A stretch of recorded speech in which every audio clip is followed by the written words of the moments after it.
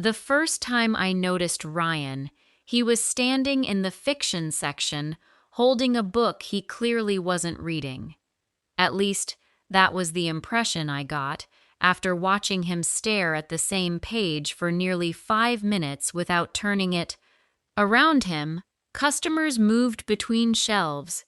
Winter rain tapped softly against the windows, and a group of college students debated which novel they should buy for a literature project. Ryan seemed completely disconnected from all of it. He wasn't reading, he was hiding. At the time, I couldn't explain why I felt so certain. Maybe it was because I knew something about pretending.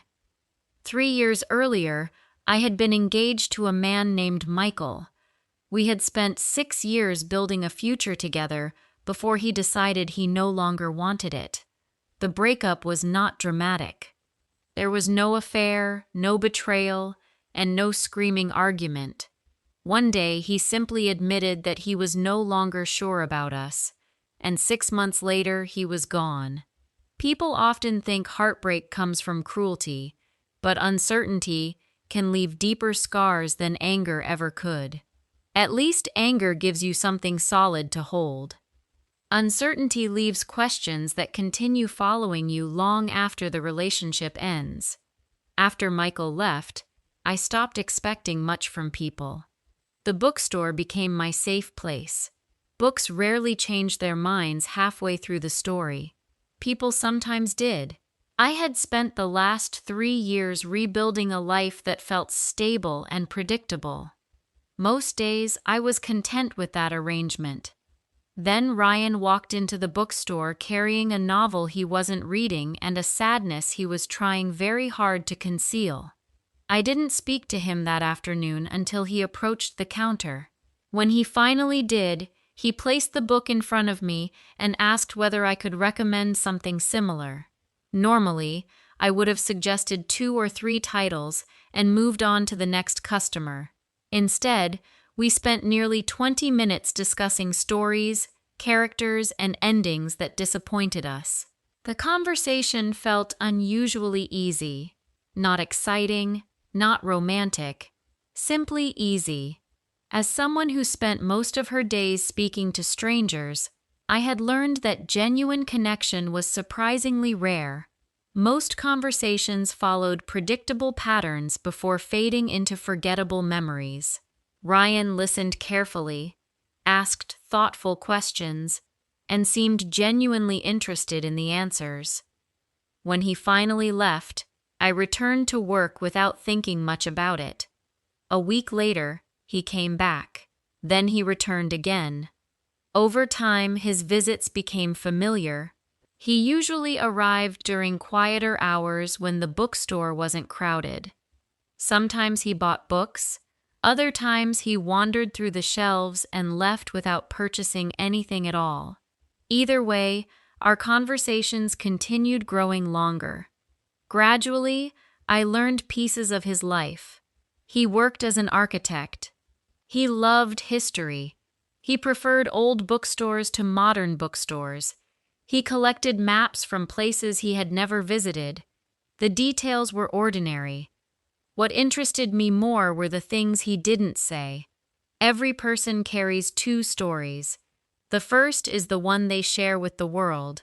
The second is the one they protect. After years of observing customers, I had become surprisingly good at recognizing the difference. Ryan protected something, I just didn't know what. One evening, while closing the bookstore, I noticed him standing across the street, beneath the awning of a cafe. Rain fell steadily around him as he stared at his phone. A moment later, he ran a hand across his face and closed his eyes.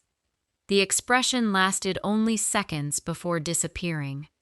By the time he entered the bookstore, he was smiling. Most people would have believed the smile. I almost did. Then I remembered the months after my engagement ended, when I spent entire days convincing customers that everything was fine while going home each night to an apartment that suddenly felt twice as empty. Pain rarely looks the way people expect. Sometimes it arrives as tears, sometimes it arrives as silence, and sometimes it arrives disguised as normal behavior. That evening, I offered Ryan a cup of tea while I finished organizing a shipment of books. We sat near the reading corner, while rain drummed softly against the glass. The conversation eventually shifted toward a novel about a man who spent years trying to recreate a life that no longer existed. Most readers hated the character. Ryan didn't. "He isn't refusing to move on," he said thoughtfully. "He's refusing to accept that something important is already gone." The comment lingered in my mind. People often reveal their deepest fears when discussing someone else's story.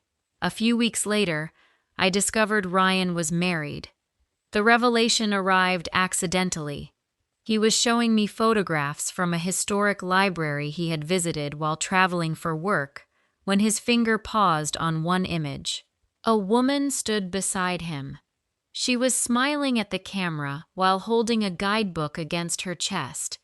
Something in the photograph felt genuine, comfortable, lived in. Before I could stop myself, I asked who she was. For the first time since meeting him, Ryan hesitated. "My wife," he answered. The word landed harder than I expected, not because Ryan had done anything wrong, because I suddenly realized I had started looking forward to seeing him. The realization annoyed me. I was 35 years old, not a teenager developing a crush on a customer, yet attraction rarely arrives according to a schedule that makes sense. That night, while locking the bookstore, I forced myself to confront an uncomfortable truth. Ryan was unavailable. The situation should have ended there. Instead, it became more complicated. Over the following weeks, Amelia appeared occasionally in conversation. Ryan mentioned restaurants they once loved, places they had traveled together, and plans that somehow never happened. What struck me most was the complete absence of blame. He never criticized her. He never described himself as a victim. He never tried earning sympathy. At first, I admired that restraint. Later, I realized it was also his greatest flaw. Ryan avoided difficult conversations so completely that he often avoided reality itself. Whenever a topic became uncomfortable, he redirected it somewhere safer. Whenever a question required an honest answer, he softened it until the edges disappeared. The habit made him kind. It also made him impossible to fully understand. One snowy evening, after a long silence, I finally asked whether everything was okay between him and Amelia. Ryan stared through the bookstore window for several seconds before answering. His reflection appeared faintly in the glass, surrounded by falling snow and warm yellow light. Then he smiled, not because he was happy, because he didn't know what else to do. Have you ever watched two people slowly become strangers without either of them noticing when it started? He asked. The question told me more than any explanation could have. As he left that night, I stood alone beside the window and watched him disappear into the snow. For months, I would remember that moment, not because of what he said, because of what he didn't. And although I didn't know it yet, somewhere beyond the limits of that quiet bookstore, Amelia was already making decisions that would change all of our lives. Before I share the rest of story, I need to know, where are you listening from? I would love to hear from you. December settled over the city with heavy snow and shorter days, transforming the streets outside the bookstore into quiet corridors of white and gold light. The holiday season usually kept me too busy to think about anything beyond customer orders and inventory lists. Yet I found myself paying attention to something I had never noticed before. I was waiting for Ryan, not deliberately, not in a way that changed my routine, Still, whenever the bell above the door rang, a small part of me looked up before I could stop myself. The realization was uncomfortable because I had spent years building a life that did not depend on anyone else's presence. After my engagement ended, I learned how easy it was to make another person the center of your emotional world. Rebuilding myself had taken time, and I had no interest in repeating old mistakes. That was why Ryan's growing importance worried me. Then, without warning, he disappeared. A full week passed without a visit, then another. At first, I assumed work was keeping him occupied. Architects often disappeared into deadlines the same way writers disappeared into manuscripts. By the end of the second week, however, even I could no longer pretend his absence felt normal. When he finally returned, I understood immediately that something had changed. The difference wasn't dramatic. Most people would not have noticed it. Ryan still smiled. He still asked about new arrivals. He still carried himself with the same quiet confidence. Yet the exhaustion beneath the surface had deepened. While browsing the shelves, he picked up a book, read the same paragraph 3 times, and then placed it back exactly where he found it. His mind was somewhere else. When he eventually approached the counter, I decided not to ignore what was obvious. "You look tired," I said. A faint smile crossed his face. "That's a polite way of saying I look terrible." "You don't look terrible," I replied. "You just look like someone who hasn't slept properly in a while." For a moment, he looked genuinely surprised. Then he laughed. It was a small laugh, but it sounded real. "I haven't been sleeping much," he admitted. I waited. Part of me expected him to continue. Instead, he fell silent. There it was again, that familiar habit. Every time a conversation approached something painful, Ryan stepped around it instead of through it. The pattern frustrated me more than I wanted to admit. Avoiding conflict may create temporary peace, but it rarely solves anything. Problems ignored for too long often grow stronger in the shadows. I had learned that lesson after my engagement ended, because many of the issues Michael and I faced had existed long before either of us acknowledged them. Ryan eventually purchased a book and prepared to leave. Then he stopped near the door. For several seconds, he seemed to be debating something internally. Finally, he turned around. "Would you like to have coffee with me sometime?" The question caught me completely off guard. Not because I hadn't imagined it, because I had. The invitation arrived without flirtation or pressure. Ryan wasn't testing boundaries or playing games. He sounded sincere. That sincerity made the situation even more complicated. For a brief moment, I imagined saying yes. Then I remembered the photograph.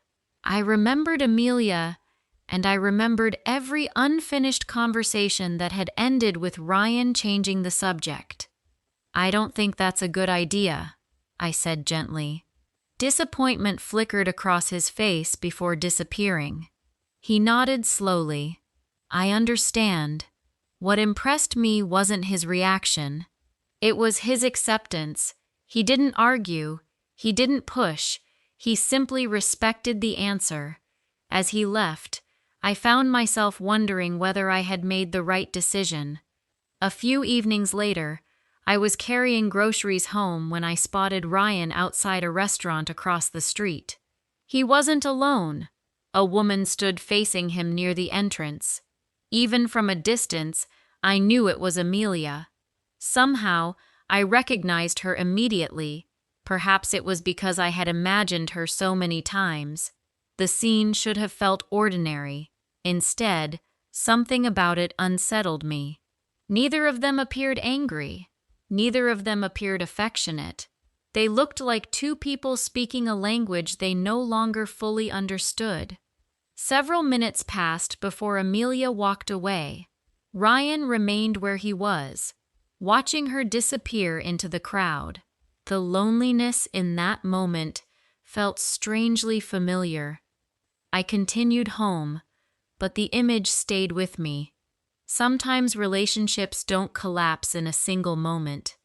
Sometimes they erode slowly through missed conversations, unspoken disappointments, and silences that become larger than words. A week later, I finally met Amelia.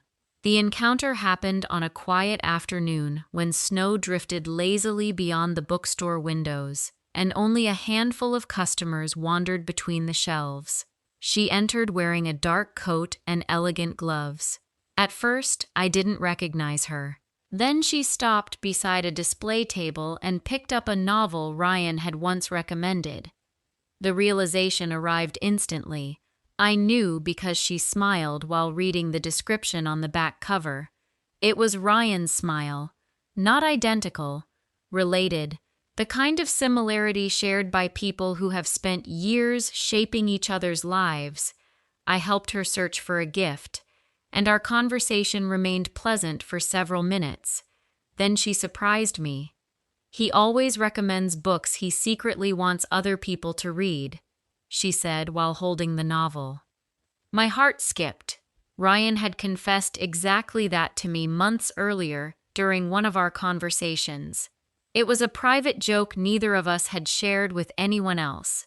Before I could respond, she extended her hand. "I'm Amelia." For a moment, everything around me seemed to slow. Every conversation Ryan and I had shared suddenly carried new weight. Every unanswered question returned at once. Amelia smiled warmly.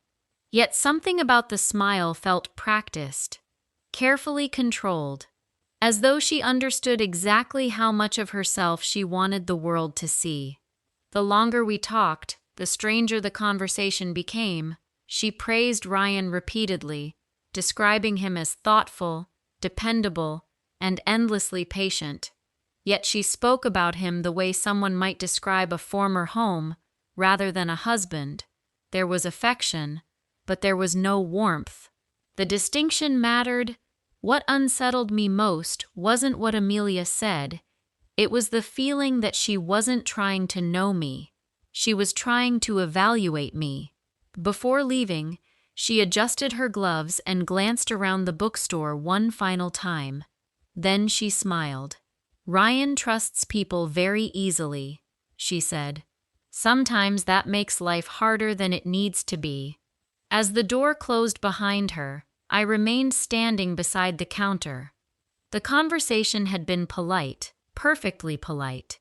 Yet every instinct I possessed told me that Amelia had not entered the bookstore because she wanted a book. She had come looking for something else, and for the first time since meeting Ryan, I began to suspect that the person hiding the truth might not be him at all. For several days after meeting Amelia, I tried convincing myself that my instincts were wrong. The conversation had been pleasant. She had never raised her voice, criticized Ryan, or behaved in a way that could reasonably be called suspicious. If someone had listened to our discussion from a nearby shelf, they would have heard nothing unusual. Yet the feeling remained, refusing to disappear. The more I thought about it, the more one detail bothered me. Amelia seemed less interested in introducing herself than in measuring how much influence Ryan had in my life. The realization felt unfair. Perhaps I was being judgmental. Perhaps I was allowing my feelings for Ryan to affect my perspective. Still, every time I replayed the encounter in my mind, I reached the same conclusion. Amelia had entered the bookstore with a purpose. I simply didn't know what it was. The answer arrived sooner than I expected. A few days later, Ryan stopped by shortly before closing time. Snow covered the sidewalks outside, and the bookstore had grown quiet after a busy afternoon. While I searched for a special order he had requested, I casually mentioned Amelia's visit. The reaction was immediate. Ryan looked genuinely confused, not uncomfortable, not defensive, confused. For several seconds, he simply stared at me. Then he leaned against the counter and sighed. That explains why she was asking strange questions. The comment caught my attention. What kind of questions? Ryan hesitated. That familiar hesitation appeared again, the same habit I had seen for months whenever conversations approached uncomfortable territory. Eventually, he shook his head. Never mind. For the first time since meeting him, I didn't let him escape the discussion. No, I said. You don't get to do that. He looked surprised.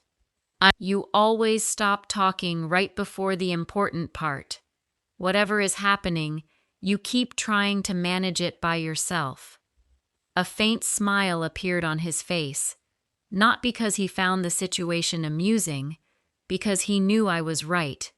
The silence that followed felt different from our previous silences. More honest. Finally, Ryan admitted that things between him and Amelia had become increasingly difficult during the previous year. She spent more time away from home, guarded her phone carefully, and often became irritated whenever he asked ordinary questions. The more he spoke, the clearer one thing became. Ryan wasn't hiding the truth. He was avoiding it. There is an important difference. Some people lie because they want to deceive others. Others avoid difficult realities because they are afraid of what those realities might mean. Ryan's greatest flaw had never been dishonesty. It was his willingness to delay painful conversations until they became impossible to avoid. I kept telling myself there had to be a reasonable explanation, he admitted. Every time something felt wrong, I convinced myself I was overreacting. A week later, that explanation finally disappeared. Ryan received legal documents he hadn't expected. The paperwork revealed that Amelia had already begun preparing for separation months earlier. Financial records attached to the documents exposed transactions Ryan knew nothing about, along with plans that had clearly been made without his knowledge. The discovery shocked him. What happened afterward shocked him even more. Within days, mutual friends unintentionally filled in the missing pieces. Small details that once seemed insignificant suddenly connected together. Conversations that had never made sense began making perfect sense. The truth emerged gradually, but unmistakably, Amelia had been involved with another man for nearly a year. While Ryan was trying to understand why his marriage felt distant, she had already begun building a completely different future. The revelation answered questions neither of us had been able to answer before. It also transformed my understanding of her visit to the bookstore.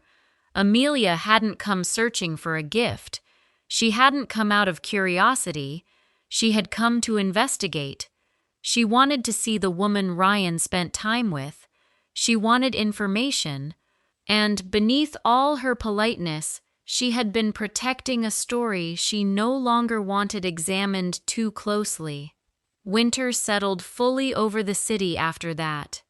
The weeks that followed were not dramatic. There were no confrontations in the bookstore, no emotional speeches, no sudden declarations of love. Real life rarely unfolds that way. Instead, healing arrived slowly. Ryan began facing conversations he had avoided for too long. The uncertainty that had followed him for months gradually disappeared, replaced by something healthier.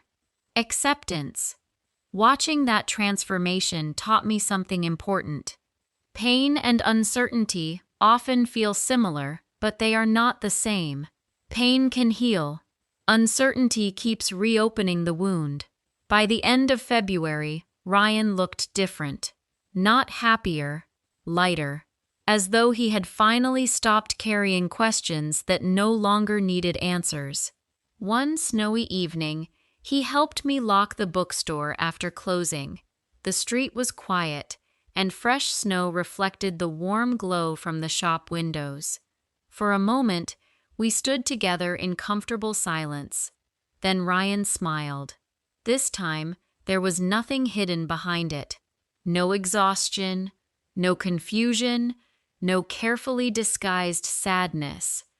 As I looked at him, I remembered the first day I had noticed him standing among the shelves, pretending to read while carrying a burden he couldn't name.